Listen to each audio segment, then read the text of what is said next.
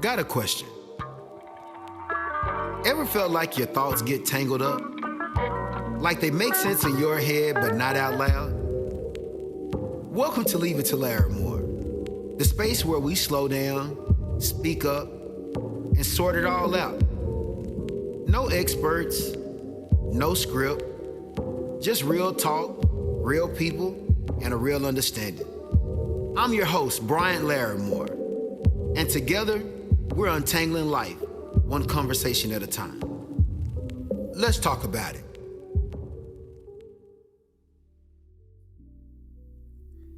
So for today's conversation, I didn't sit down to record this episode to teach anything or to give any instructions. I'm here just merely to share an observation because I realized that setting boundaries really showed me something, about people. And, when I talk about boundaries, usually people, when they think boundaries, they think usually, it sounds clean and empowering. Like once you set them, everything gets better overnight once those boundaries are set. But no one really talks about what happens after. The silence, the shift, the way people start moving different.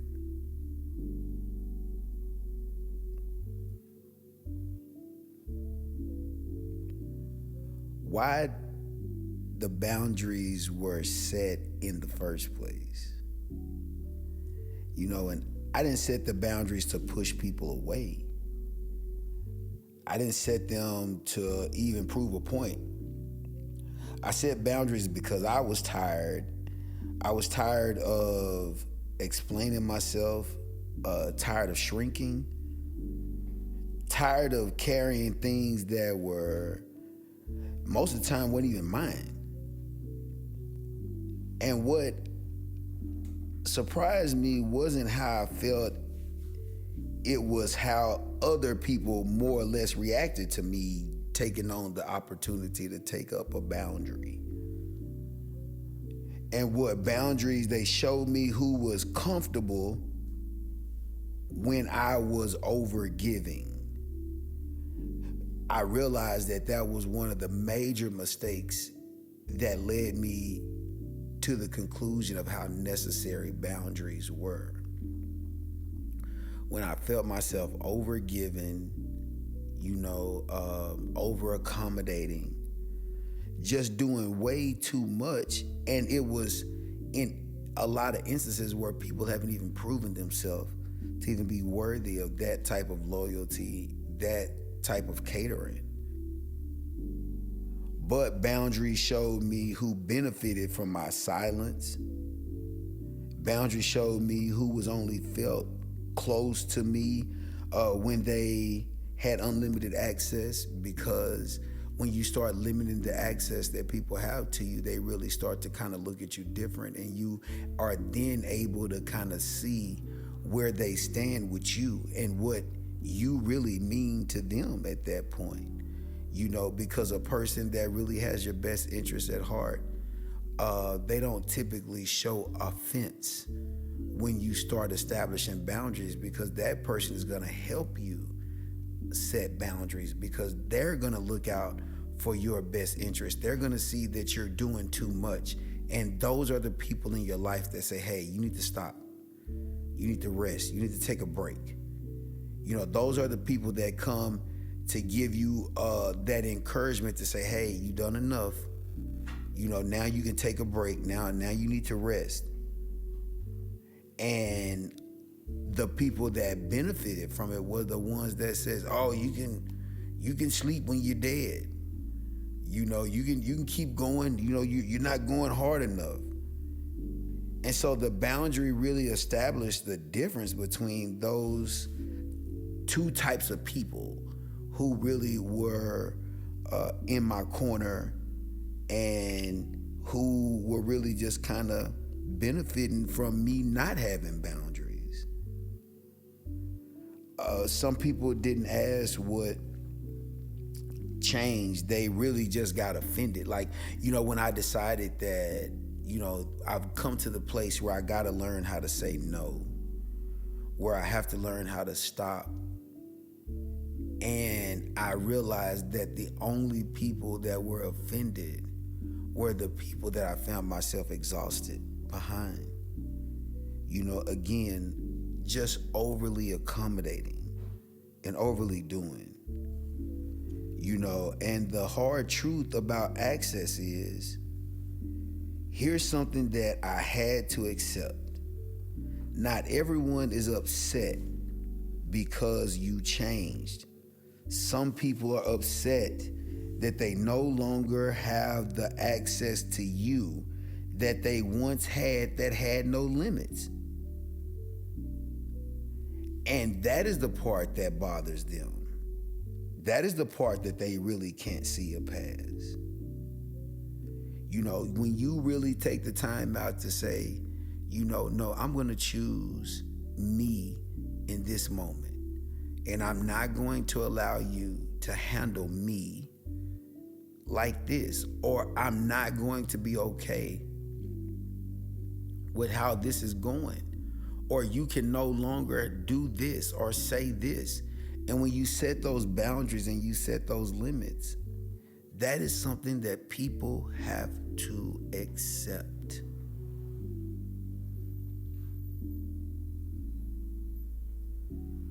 And that's uncomfortable to set. To set in, it's uncomfortable to set with, it's uncomfortable to really have to digest, especially when it's the people that you love, the people that you shown up for, the people that you made excuses for. And when you come to the realization that where they were and where you were may have not been in the same place, how they valued the relationship, how you valued the relationship. From where you were willing to work all the overtime and take on everybody else's role and take on everybody else's shift, because you were willing to do that until you were exhausted, and then you stopped, and now the boss is looking at you as less than worthy. Because you had to say, wait a minute, nobody else is willing to do this. The fact that I'm willing to do it, don't take advantage of it. That is an example of how you have to sometimes set boundaries. When you get to that place where you notice that you find yourself over-explaining, you have to get to the place to where you understand that there are some people that don't deserve that.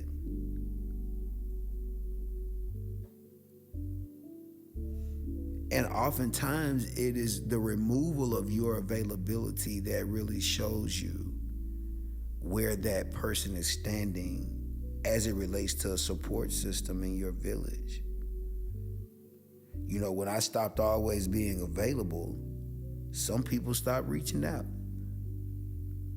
And it lets you see that where they were was just at the place where you was as good as to them as you were available to them. And the moment you were no longer available, you were no longer good. And to be honest, that hurt, because it made me realize how much of the relationship was built on access and connection and not genuine care and concern for the heart and what I put into establishing the relationship and trying to make sure that my time and my availability was something that was always accessible, not knowing that I was really doing myself an injustice. And I realized that at that point, boundaries also showed me something about myself. They showed me how guilty I felt for choosing peace, how quick I was to apologize for having needs and desires.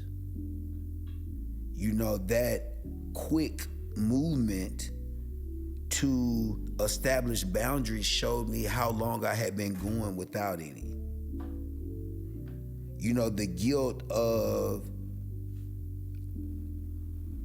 how I felt, it didn't come from just anywhere. It came from years of being rewarded for being low maintenance and easygoing and always understanding and knowing that people will take advantage of that movement. They'll take advantage of your accessibility or your availability and them having access to that. You know, I've always been told that givers have to have a limit because takers have none.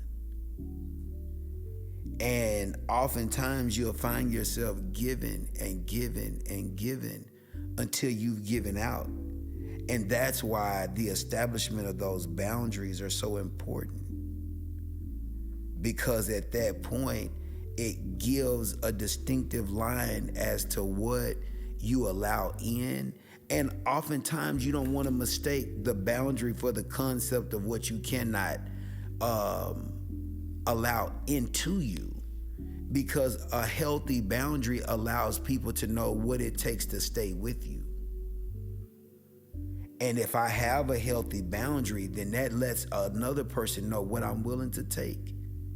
And if you love me and if you appreciate the connection and you appreciate what we've established, then you will respect that boundary to not cross it. Because you know that crossing that boundary becomes detrimental to our relationship.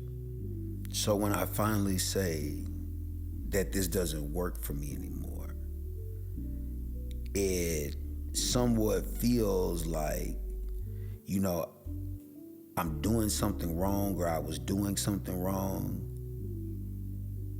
And I realized I wasn't. I was just doing something new, something out of the norm, something that I wasn't accustomed to because it was an unfamiliar territory for me, as well as the person or the recipient who had to deal with it, because I had been an open door to which I had open access to, with no locks, with no keys, with no combinations, where as much of an availability that was needed, I was there to accommodate. If it cost me money, health, time, inconvenience, whatever it took, the people-pleasing me side of me was willing to do whatever at any cost. And oftentimes, I believe that mindset came from thinking that other people thought like me. So because of my willingness to do whatever, I'm also thinking that I'm in the company of people who are willing to do whatever in return. And you often find that that's not always the case. Some people, you have to establish what their definition of friendship is, relationship, because for them, their definition is always available. So as long as you're always available, then you are considered to be their friend, not realizing that there's a reciprocal responsibility to always available, because within friendships, the thing that builds the strongest part of the friendship is that we are always available for each other. Because I cannot measure our friendship based off of what we do for each other. You may be in the position to where you can do far more financially for me than what I can do for you. I may be in the position where I can really free up your time and make life easy access because of how my life is set up, which is something that you may not be able to do for me. But in both instances, the commonality between the two was availability. And your friendship is typically based off of the way a person makes themselves available for you. And you can limit the friendship by watching how limited a person is available to you. And people who disappear were really only present under certain conditions. I mean, here's what boundaries taught me clearly. People who respect you do not need unlimited access to you. People who really care will adjust. You know, I didn't lose people because I set boundaries. I just learned where I stood with them.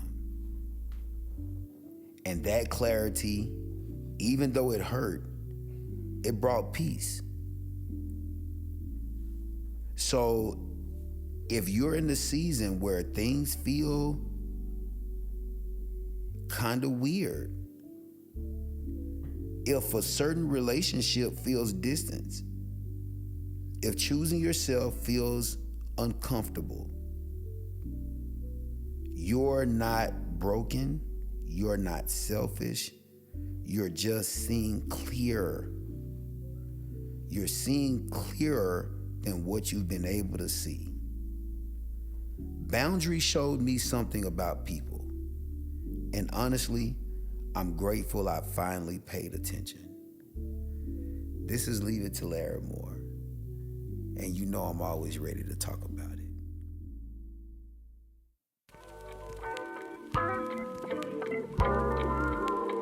Hey, appreciate you for tapping in with Leave It to Larry Moore.